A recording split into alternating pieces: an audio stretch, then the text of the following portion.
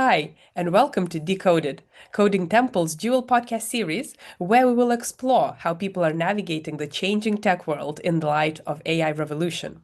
Whether you're a tech leader or someone trying to find your feet in the tech industry, our podcast guests will guide you through the best practices and share their top tips on how to navigate this changing landscape of tech evolution. This week in Career and Tech Insights track episode, AI Job Hunt Playbook, we bring you everything students think they know about the job search and what recruiters actually care about in 2025. Our guest, global talent strategist, HR tech futurist, and AI job market expert Jim Stroud peels back the curtain on how hiring really works in an AI filtered world. Whether you're prepping for interviews with ChatGPT, wondering how recruiters assess your online presence, or trying to beat the bots without gaming the system, Jim's playbook gives you the tools and the mindset shift you need for the new world of work. So, Jim, welcome to the podcast. And how would you describe what you do? Thank you for having me. I do quite a bit. I assist in the planning and the execution of Recruiting Innovation Summit, formerly known as SourceCon, and it is a recruitment conference focused on all things talent acquisition. When I am not doing that, I'm also producing my newsletter called The Recruiting Life, which is a newsletter about trends going on in the world of work and also the future of work. Features articles, features comic strips, features a lot of different things that will keep you up to date with what's going on in the world of work. Hi, and welcome to Decoded, Coding Temple's dual podcast series, where we will explore how people are navigating the changing tech world in the light of AI revolution. Whether you're a tech leader or someone trying to find your feet in the tech industry, our podcast guests will guide you through the best practices and share their top tips on how to navigate this changing landscape of tech evolution. This week in Talent and Industry Insights Track episode, The New Talent Frontier Hiring in a Global AI Driven World. Our guest, global talent strategist, HR tech futurist, and AI job market expert, Jim Stroud, talks about where should tech leaders look for the next generation of talent. In this episode, Jim shares hard won lessons from his work with global companies like Microsoft and Randstad. We explore the changing dynamics of global hiring, how AI is reshaping sourcing strategies, and what the smartest organizations are doing to align talent acquisition with future business needs. So, Jim, welcome to the podcast. And could you please tell to our audience what is it that you do?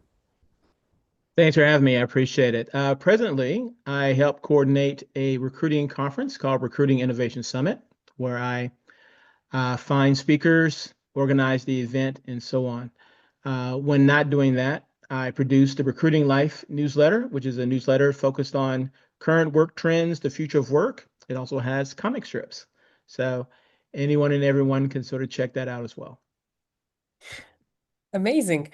Thanks so much. And so glad to have you on our podcast. So let's have a little chat about where all the talent is hiding.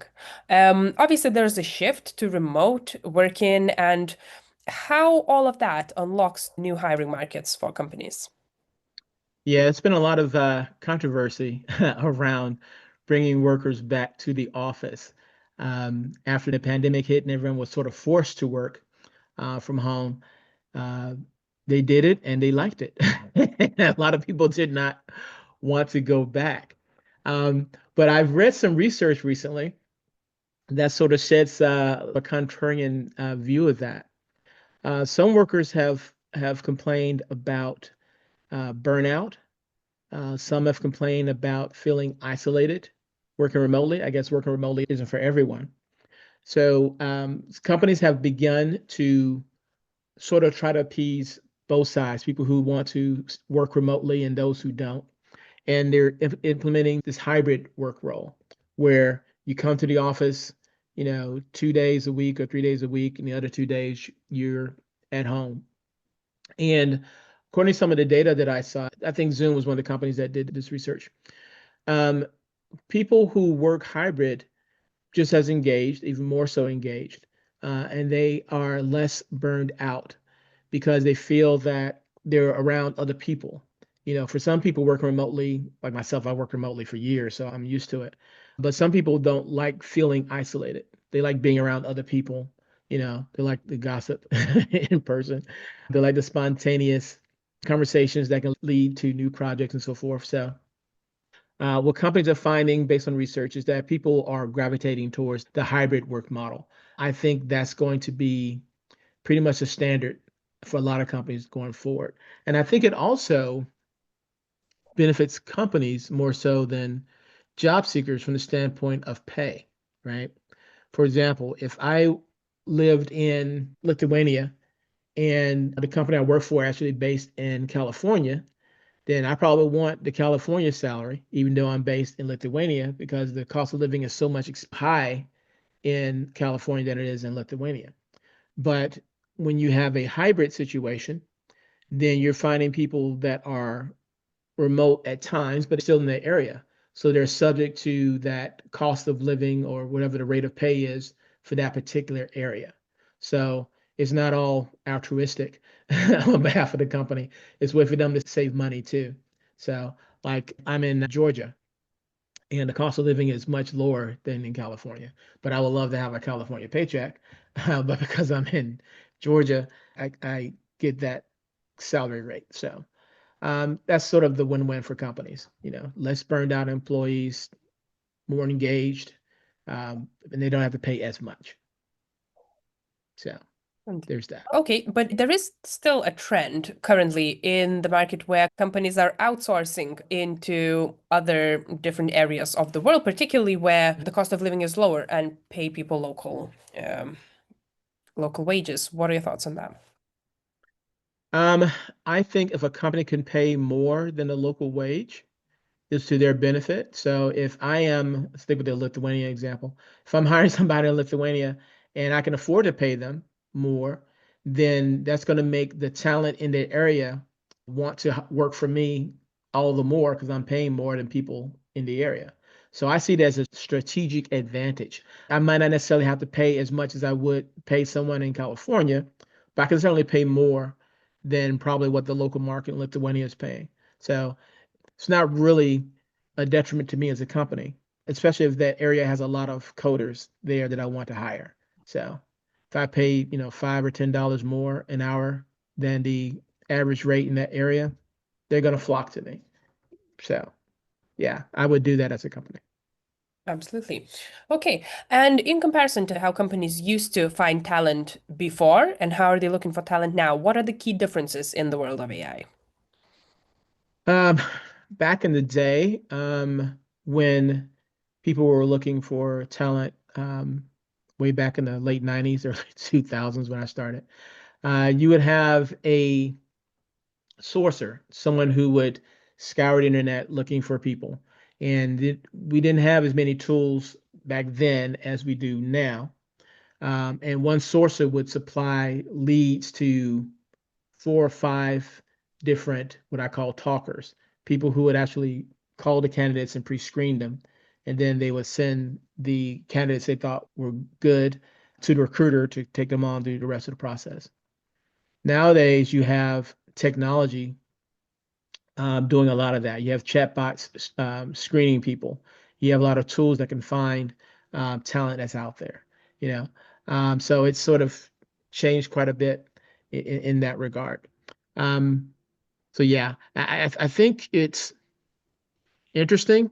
The more you implement technology, you seem to get away from people, and the more you get away from people, the less efficient you become in the long term. I think there's short-term gains for sure, but long term, maybe not so much. This is what I mean by that. So if I use, say, an ATS system, when every company does an applicant tracking system to track their resumes, when I submit a job, I'm going to get a bunch of resumes in, and all these resumes nowadays are so optimized by AI that they're all going to be perfect, right? Everyone's going to be perfect for the job. So now, when I do a search, I'm looking at resumes that are perfect for the job. That's not really giving me an advantage because now if they're all perfect, then none of them are. Now I have to actually look at more resumes than I normally would because I have to look at them because I don't know which one is actually right for me, although they all appear to be perfect. Whereas before the advent of AI, the resumes that came in, all of them were not perfect, and I had to rely more on relationships, talking to people, getting referrals from other people that I've placed in the past, and getting their endorsement of candidates because that would assure me that this is a good person. So the more technology that entered in, the more I find, or more recruiters find themselves looking at the actual resumes and talking to more people, although the technology was supposed to alleviate that and free up more of their time so they wouldn't have to talk to as many people. So it's kind of a catch 22. That makes sense. I feel like I rambled that.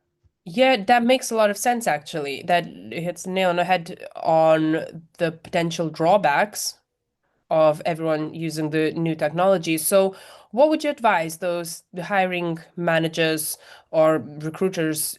What would you advise for them to look out for whilst filtering through those CVs to kind of filter out what is real, what's not real, who to speak to, and who not to speak to?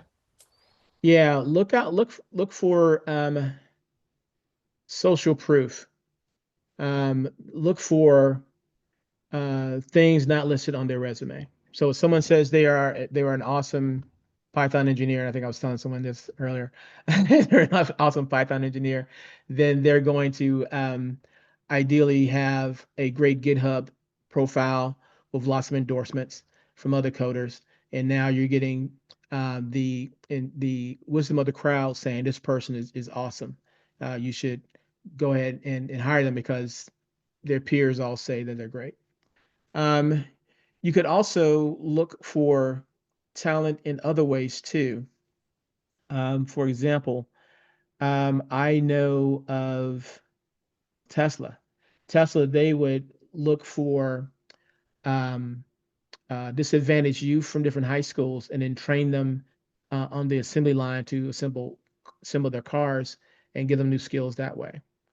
I know of IKEA. They did a really clever thing to find talent. This was so clever and cheap.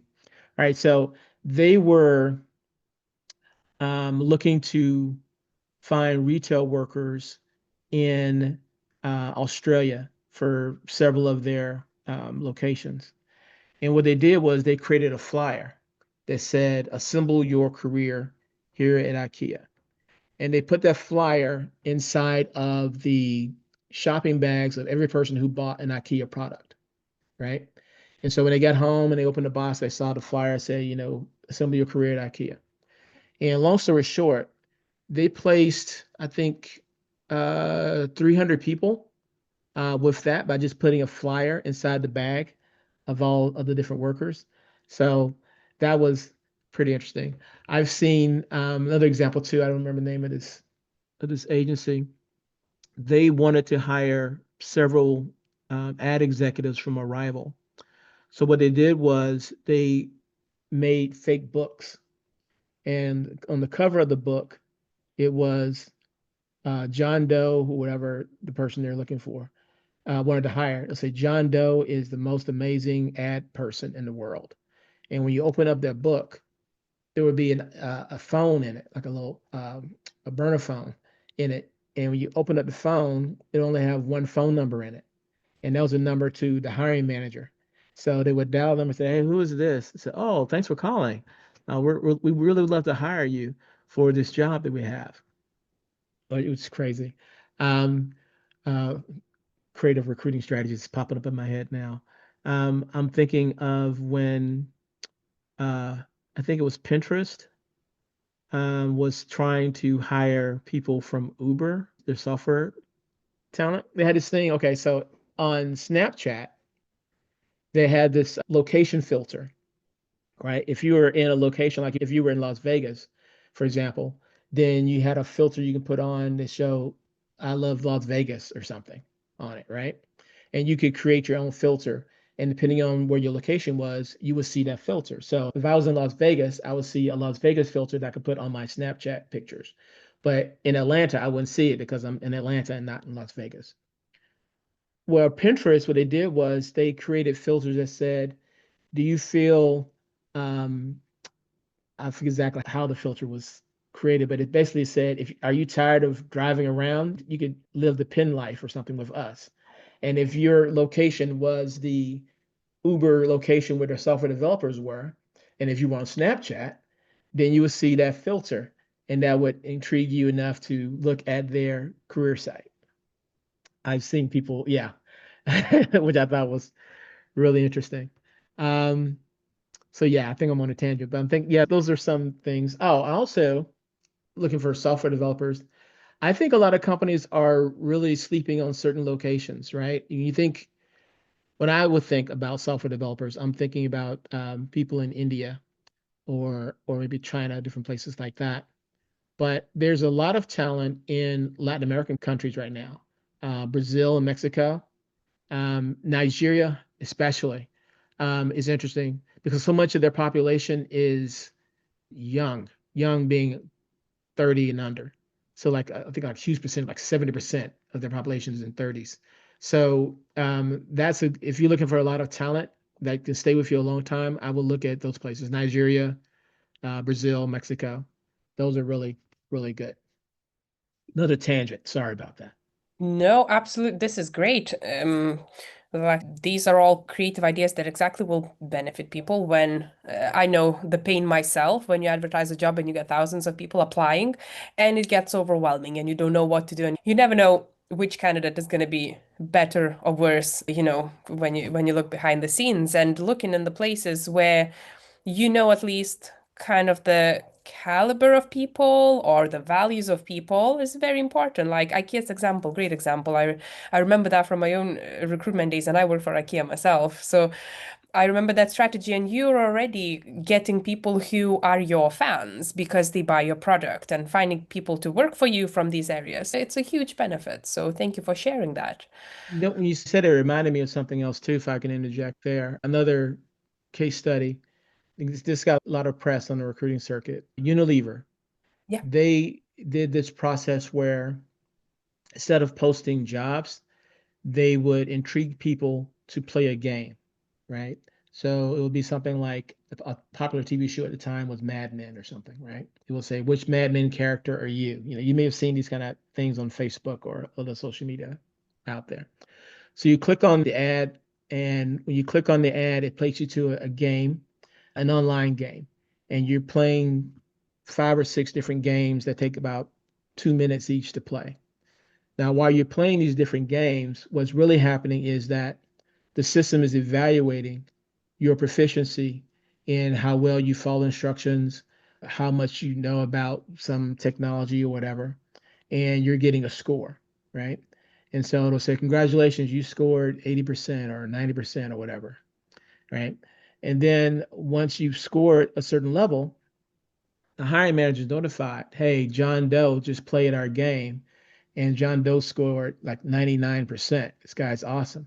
So you say, okay, that's nice to know. So then the system emails John Doe, say, John Doe, you scored so great. How would you like to come to our hiring event where we are hiring people with your skill set?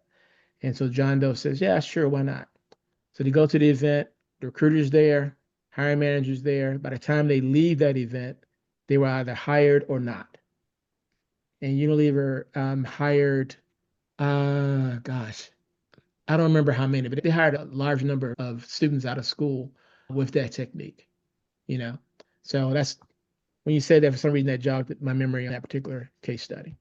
So yeah. That's cool. That is so Yeah. cool. Thank you.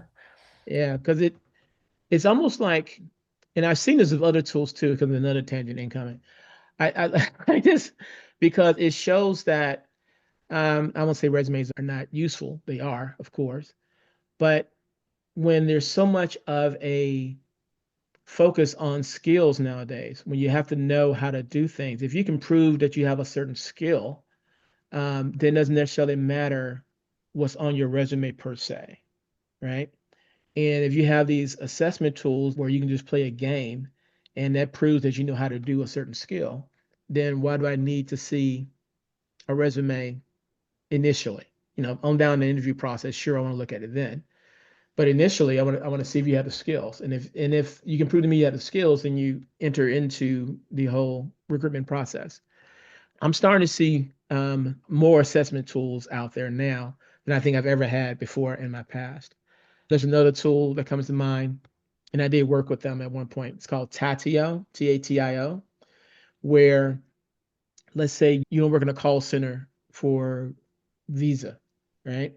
And instead of applying with a resume, you go into their virtual world where you see the instructions of day in the life of a call center person for Visa.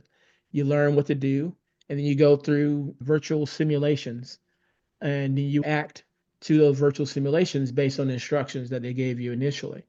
And so you go through this, you get a score, and since you've already proven that you can do the job based on the skills you displayed, then why do I need to see your resume? I'm sure they'll still look at your resume down the road, but you've already proven that you can do the job. So the resume becomes secondary importance instead of primary importance as far as getting on the radar of a hiring manager. I see a lot of companies going in this direction because there's so many perfect resumes out there. And when everybody's perfect, nobody is. So I'll get to talking to this person about how some candidates can cheat the system, right? For example, if I am interviewing someone for a technical job and I'm asking them technical questions to see how well they can perform on the technical questions, I'm looking at them, they're looking straight at me, right? At least that's how I think they're doing. But they're looking over to the side, doing research on Google or asking an AI the answers to the questions. When they're looking over to the left instead of looking directly at you and giving you the answers, I'm thinking they're awesome, they're perfect, but they really don't know it all because they're using AI or somebody else feeding them the answers, which means that they're not as qualified as they seem to be. So what some companies are doing, especially technical companies, they are inviting candidates that score a certain level or impress them at a certain level, invite them in and say, okay, look, here's our whiteboard. Take this marker and solve this problem. Let me see how you solve the problem on the whiteboard. It's old school, but it removes all possibility of cheating at that point because you're able to see in real time how they figure something out. I think the AI is a double-edged sword in that it does a lot of good, but it also enable some cheating behavior, and companies are working against that. I saw this article earlier today where somebody was laying out different ways to spot someone who is cheating or has a fake profile on LinkedIn. So I think we're going to see more of that, unfortunately. But yeah.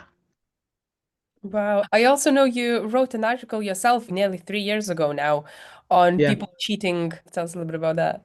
Yeah, that was in Digital First magazine. In it, I talked about how there was an underground industry to help people achieve on their resumes. They wouldn't call it cheating. But there was this one company charging $150 an hour to have someone interview in your place, pretty much. And they were getting a lot of customers for it.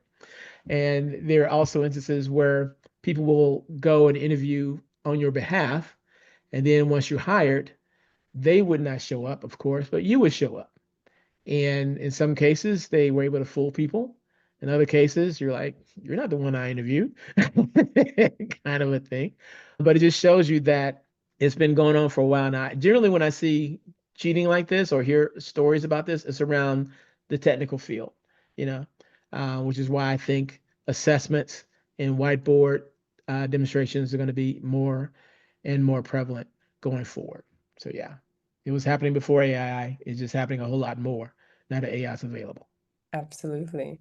And so I wanted to ask you also another question. Obviously, Yeah. there's a lot of competition on people who are trying to break into the tech roles. And there's a lot of also there's a lot of available people for work right now. So how do companies make sure that their strategy attracts the best talent in the first place? Yeah. Yeah. Yeah. You want to have a good talent attraction strategy, meaning you have a strong employer brand. You have well, actually, you know what? I would stress this more than anything else, I think. Have a very good candidate experience. One thing that really turns off talent towards your company is if they feel that you are not giving them a good candidate experience. What I mean by that? Okay, so I saw some data that said when somebody applies for a job, you submit their resume, right? And then the next window pops up and says, give me your information, the same information that was on the resume.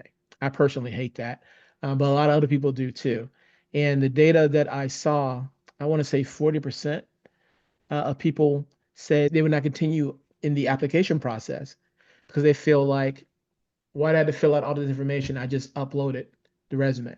I even saw some memes about it where someone posted on their page um, after they've uploaded their resume in the different information slots like name, email, and so forth. They would put C resume, C resume, C resume, C resume, just to show how much they hated that. So there's that. When people apply, even if they do not get the job, they really want to know that they didn't get it. You know, I think a lot of times what um, job seekers just want to know where they are in the process. If companies can do a better job at that, that would be really good. There is a organization called the Candy Awards. They were a part of ERE at one point. Now they're part of a company called Surveil. And what the Candy Awards does, and that's CANDE Awards, what they do is they look at how companies treat people that apply for different jobs. And they base this on a lot of different criteria. And once a company scores highly, they get an actual physical award and they get invited to an event where they are presented with an award for outstanding candidate experience. So it's run by my pal Kevin Grossman. Check it out. Find him online, Candy Awards, CANDE Awards.com. I think it is. And so there's that. I also would, and this is another pet peeve of mine, so another tangent coming up. Another thing that companies are doing, I've noticed, is posting what's called ghost jobs. These are jobs that don't exist, but they post them anyway for a variety of reasons. And although those reasons may sound good to the company, they aggravate applicants to no end, right? And this is what I mean by that in case the term ghost job is unfamiliar to you. So a company may post a job that they have no intention of filling. Why would they do that? Well, they are concerned about a stock price. They want to say, okay, we are a company that's doing X and we're thriving. One way you can tell that we're thriving and growing is because we have all these jobs posted. Because we have all these jobs posted and we're growing, our stock market price is going to stay high or at least stay where it is. It's not going to go down. If a company starts having a lot of layoffs, that's going to have an impact there, right? Another reason why companies will pose a ghost job is um, they have a lot of work to do inside a company, but they don't have the budget to hire more people. At the same time, they know that their workers are overworked and nearing burnout. And so they say, you know what? I know you're having a tough time doing more with less. We hear you, and we're posting jobs out here, and we're going to get some more help for you. But unfortunately, we haven't found the right people just yet. But those jobs are out there. Keep working. We're on it. So there's that. Then another reason why a company will post a ghost job is that the economy being interesting, I'll call it that, interesting right now. And there's a lot of talent out there that normally would not be out there. So a company will post jobs out there hoping that a unicorn will come out of nowhere and apply. Companies know that when the economy is not all that great, that people will post their resume out and apply for jobs more than they normally would if the economy was awesome. So it's a way of stockpiling resumes for future use. So when the economy is flowing again and becomes a job seekers market all over again, then they have a database of talent that they can pull from or at least reach out to, and it'll be full of people that normally wouldn't necessarily give their company a second glance. because they are satisfied where they are, or they're more interested in Google or Microsoft or NVIDIA or somebody like that. So all that together uh, comes down to candidate experience. If a company does not treat their candidates right, treat their candidates and applicants well, then that's going to be the biggest detriment to their company, I think, from this perspective. Interesting. Long And ramble. it's fine. From those couple of points that you mentioned, particularly in the beginning, about people having to fill out certain Yeah. information a few times, or companies struggling to get back to all the applicants. So that can obviously also be expedited and facilitated by different AI solutions. Do you have any other kind of piece of advice on how companies can optimize uh, the whole hiring process with different AI solutions? Hmm.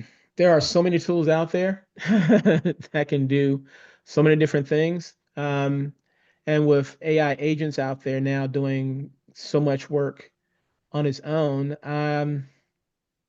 it's hard for me to recommend one particular tools, but I would recommend overall caution, right? Because although on paper it looks good to say, let's lay off a bunch of people and bring in AI tools online, and we can save all this money. And these AI tools will do a better job than a lot of the human beings out there. And that looks really good. Um, uh, but I would caution companies to really put people in the forefront of their decision making. For example, there's a company called Klarna, Klarna. They laid off a lot of their call center staff and replaced them with AI, only to have a recruitment drive to hire more human beings in their place because the AI did not work as well as they thought it did. It cost them in terms of employer branding because why work for a company that is looking for ways to replace you? Why give your all to a company that's one day will just drop you because there's a new robot in town, so to speak. So they had that to contend with. Plus, they also had the feedback of customers who say, AI is wonderful and all that, but I want to talk to a human being. And if dealing with means that I will never talk to a human being, only to a machine, then I don't want to deal with your company. And so, because of things like that, they had to backtrack a lot of their AI implementation. And this also brings to mind this other trend where companies call themselves AI forward or AI first companies. I don't know if you're familiar with that phrase, um, but it's basically where AI is baked into every process of the company in some way to the standpoint of we're going to do more with less. So people are building companies not from the standpoint of expanding with people, but how small we can keep the company and still grow in our profits at the same time, which to an extent I can understand. It makes a lot of sense. If you can have $1 million company or $1 billion company and only have 10 people on the payroll, that's awesome, you know. But at the same time, it sends out a message that you care more about uh, profits than people, which can be detrimental to you when you need to hire more people, if that makes sense. So I would say, yeah, definitely use your tools and whatnot to increase efficiency and so forth. But I wouldn't position my company so much as saying our company is so futuristic and technology driven that we can do all these things without people. That makes it harder for me to recruit people on down the road when I actually need them. Yes, of course. And look, it's understandable that companies who announce themselves as AI first are receiving controversial feedback from both sides, from customer side, but also from potential employee side. Now, it probably all depends on how companies utilize those savings that are brought on by AI. And for example, while we do a coding temple, we are also looking to implement AI in as many ways as possible to create efficiencies in our processes, to automate the small tasks, the repetitive tasks that a lot of our staff spend hours in the day doing. But the way we kind of look at it is all this time saving, and of course it's money saving as well, but mainly all this time saving we can then reinvest into more and more human touches with our students, into actually creating roadmaps for meaningful curriculum updates and for adapting our teaching methods and actually spending more time one-on-one with our students, giving them live instruction and so on. So it's all about that saving reinvestment. And I think that's commendable because I think that's what separates so many companies. There are companies that will lay people off for AI and then go on about their merry way. And then there are companies that will say, you know what, before we lay you off, which I would say is a best practice, we're going to give you all this training before we let you off so that now you are skilled in this new thing we're doing. And ideally, you're more valuable to the company because now you are skilled in this new thing that we're doing. And you're also a more skilled worker overall. I think companies that invest in their people to improve them are companies that will have an enduring positive employer brand as opposed to a company that just cut you off and let you go and don't think twice about you, you know? Um, yeah, so commendable that you're doing that. I know that there are companies that actually are doing that. I'm thinking of, it's sort of ironic, IBM, because they laid off several people recently for AI. But on the positive side of things that they've done that I've seen is that they have a year-end bonus, like most companies do, right? So end of the year, they evaluate what you did, and they give you a bump in pay or a bonus or something like that. One thing IBM does, and I don't remember the name of the program itself, but essentially how it works is they offer training throughout the year, you know, how to do something with AI, how to be a better leader or whatever the case may be, right? If you as a worker have taken so many classes throughout the year, bettering yourself as an employee, then that's going to be factored into your end of year workforce performance review. So, one, you've done great work, so we're going to give you this amount of money and pay. And then two, you've taken all these classes, made yourself a better worker, so we're going to give you an extra bonus on top of that. That incentivizes people who say, okay, I got a lot of work, I don't have time to take these classes because I got so much work to do. But on the other hand, if I take these classes and learn, that'll give me an extra bump in pay end of the year. So now they're incentivized to do it, and the company has more qualified workers on down the road. And it's so much better for a company to retain a work staff than to keep trying to find new work staff to replace them. If that makes sense. It does make a lot of sense. Thank you so much. So, Yeah. you have shared so many different um, ideas and strategies how companies can utilize creative thinking in the machine-driven world right now, and also how they can actually use those new modern tools in helping them with their talent pipeline and talent attraction methods and everything. Overall, what would, if you had to summarize, what would be the top three tips that you would give to all the people, hiring managers, the talent teams, how they can utilize the modern tools that they implement, or motions or AI roadmaps to actually attract the best talent?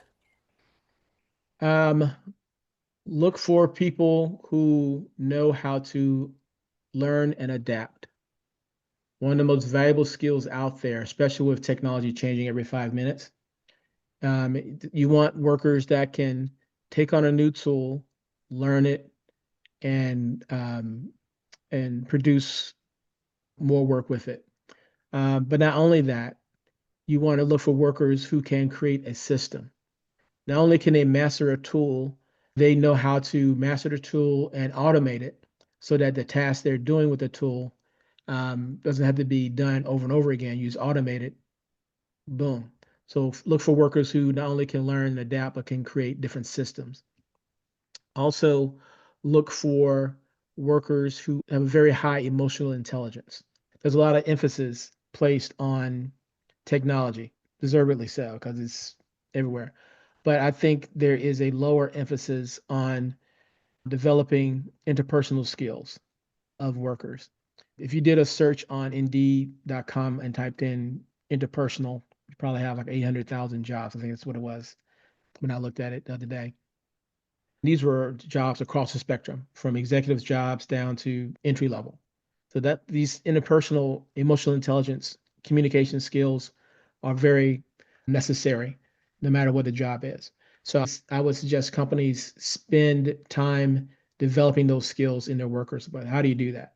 I'll give you three examples. All right. So let's say that you want to improve the interpersonal skills or the emotional intelligence skills of your tech support team, right? So what you do is you take them to a senior living facility and you say, okay, I want you to train these seniors on how to program a DVR. Explain to them why it's important to program it and explain to them step by step how to do it. Show them how to add a new program on their mobile phone, show them how to FaceTime, show them these different technical aspects. And that will help the tech support team become more relatable because they'll know how to talk to people that maybe they don't normally speak to, and they'll able to ingratiate themselves to them. If that makes sense. Something else you could do is maybe have your sales team take them to a homeless shelter and have them serve food to the homeless individuals and maintain their professionalism at all time. And that way you're able to gauge and they're able to gauge themselves and how well they can remain professional in an environment that they're not accustomed to and with all sorts of people that maybe they don't interact with on a regular basis. Have your executives go to a elementary school and give a presentation to third graders about whatever topic. And then when they're finished the presentation, ask them to leave the room. And then somebody ask the third graders, okay, what did they talk about? What was their message? How well did you receive it? That kind of thing. And that'll help the executives keep in mind how they need to position their messaging to all sorts of audiences. You know, doing things like that will build up their emotional intelligence. And then the third thing um, I would say is I would stress the importance of always keeping a human in the loop of things, right? Um, I always try to strive to people not to become over reliant on AI because AI is not perfect. Technology itself is not perfect. It wears down over time, it makes mistakes. AI especially hallucinates quite a bit at times. And I don't think that's a problem that they're able to fix, or at least they haven't fixed it yet. And when someone says that they rely so heavily on AI, I always try to point out a couple of examples, right? So one example is AI is heavily integrated into air traffic control, right? So when you're managing planes and so forth, AI helps you manage that. But I looked up the stats and then from the National Transportation Safety Board, and in 2024, there were 179 fatal plane crashes last year. So even with the help of AI, there still were fatalities out there. You got to have a human being in the loop because machines are not perfect.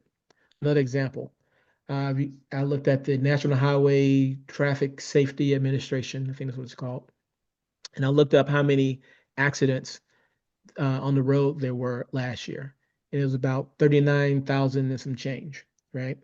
Traffic systems use AI systems heavily to maintain traffic. And yet, with all the AI in there, there was still a ton of um, fatal accidents. Although AI is awesome and it's not perfect, there's should always be a human being overlooking things to make sure that things are going as way you want them to. Yeah. So there you go. Awesome. Excellent, Jim. So thank you so much for all of these incredible insights to our audience. Like I say, it is very important to not over rely on the AI, but of course it can help us optimize our processes and also can even help us find that creative edge sometimes that we need. So cool. Thank you so much for your insights, and My pleasure. I look forward to speaking to you again very soon. Thanks for joining us on this episode of Decoded. And if you're a tech leader navigating the evolving world of AI and organizational design, or if you're someone looking to break into tech, change careers, upskill, or simply find the right job support, we're here to help. At Coding Temple, we specialize in talent pipeline advice and workforce upskilling, preparing people and teams for the future of work through hands-on training and our dedicated careers camp. Thanks again for tuning in, and don't forget to subscribe. We'll see you next time as we explore more ways to thrive in a tech-driven world.